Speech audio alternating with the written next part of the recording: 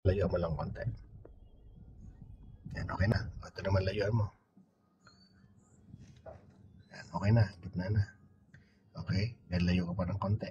Kasi medyo madikit pa rin yung mirror. Gitna na.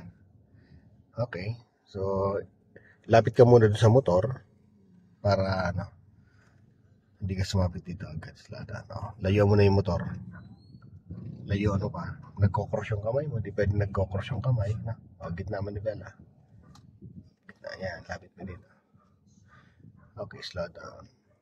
Huwag mong kabigin ng kabigin yan para di ka masyadong Ang pagkabig ng manibela ay pinapakiramdaman natin yung galaw. No?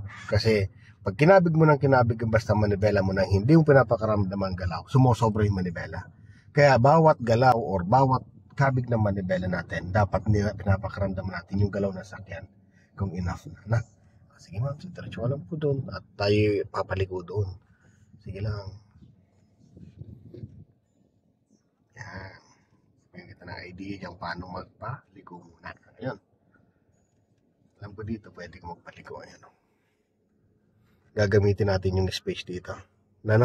So, lapit ka muna dyan. Yan ang reference mo. Sige, banti ka. Yan. Yan, dito. Tapos, kakabig ka pa ganun papunta din sa kanan Sige, banti pa. Yan. Kakabig ka papunta dito.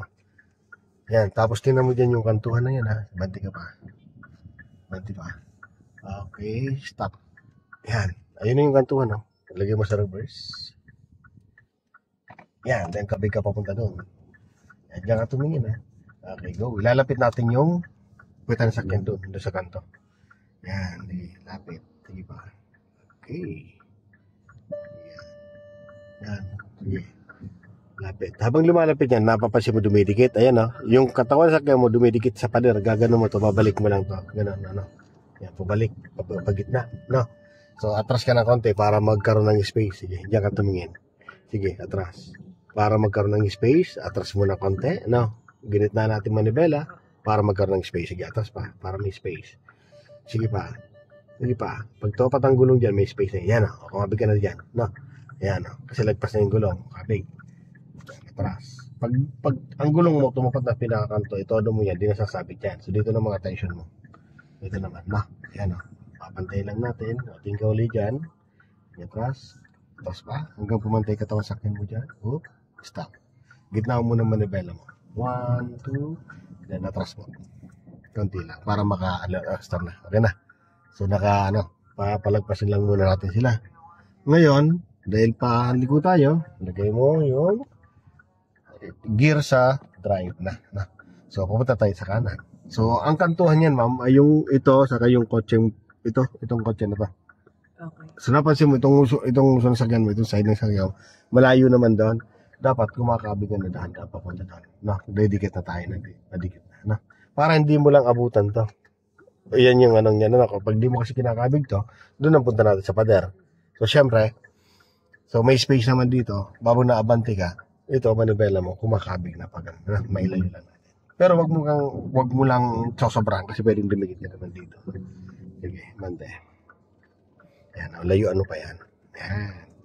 Pag pagkaramdam mo parang okay na, yan, dito ka na magbantay naman kung didikit ka dito. Yan, dito sa side mirror, yan, gano'n. So, safe na dyan, tapos dito safe din naman. So, syempre, yung gusto na sakyan pumunta dito, babalik mo na muna yung pala mo.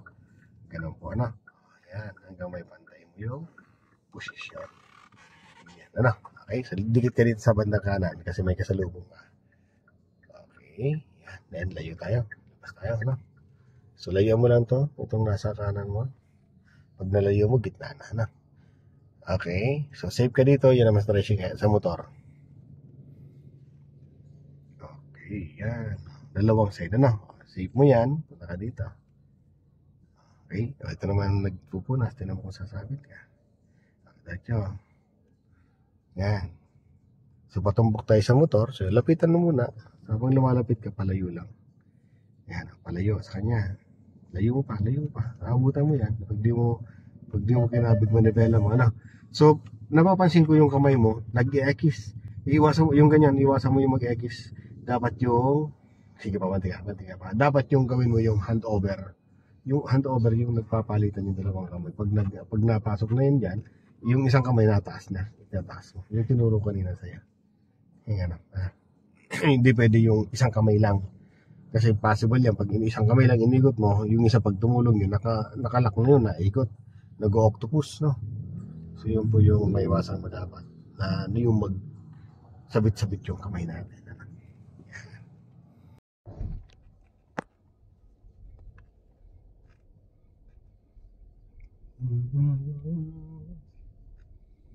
Ano?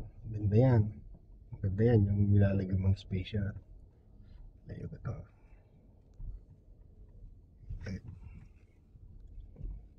Yan. Ay, tama-tama. Wala. Ay, may e-bike sa likod.